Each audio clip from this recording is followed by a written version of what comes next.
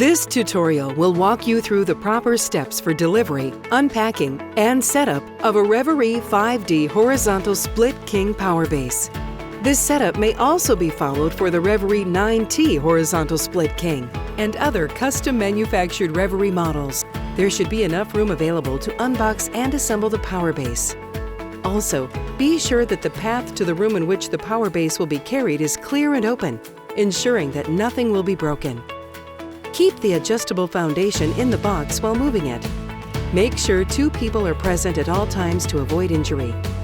Carry the power base to the customer's desired location with one hand supporting the bottom of the box and the other hand stabilizing the top of the box. Lay the boxes flat with the base upside down, undercarriage up for the initial setup phase. Once the boxes are flat on the floor, cut the packing band surrounding the base along with any tape. Remove the top of the boxes and the plastic sheets covering the power base pieces. Discard any styrofoam pieces packed with the base. In the foot section of the power base, you'll find all accessories and tools necessary to complete power base assembly. Do not remove the cardboard band securing the head and foot sections until the base legs are attached and it's standing upright. Open the accessory boxes. Locate the owner's manual for a complete list of parts. Locate the control box of the power base and remove the battery cover. Insert the 2 alkaline 9-volt batteries and replace the cover to activate the power down feature. Plug in the power cord. Locate the remote and install the batteries. The remote that comes with the adjustable power base is already paired to the power base. Should you need to pair an additional remote, you may do so now. Press the Learn button on the control box of the base you wish to pair with a remote until it illuminates with a green light. When the light turns green, press any button on the remote and release. Once the Learn button flashes green, it's paired to the remote.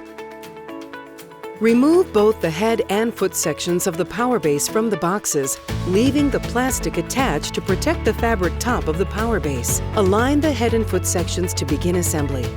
Ensure that the white plastic bushings are still attached at the 3 connection points of the foot section of the base and the lift arm connection before installation.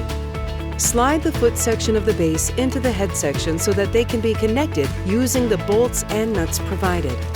The rubber mallet may be useful for this step to insert the bolts. Use it carefully. Complete the tube bracket attachment to connect the head and foot sections of the power base by aligning the 4 holes of the tube bracket with the holes on the tubes.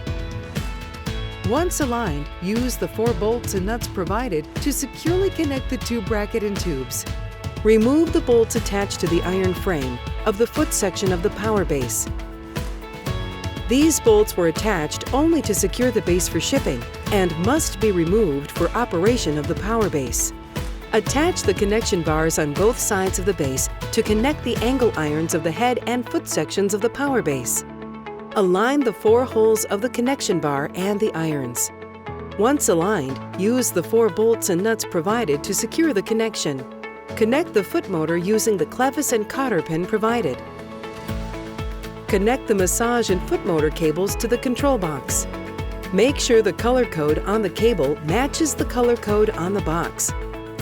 Attach legs from the box labeled Legs.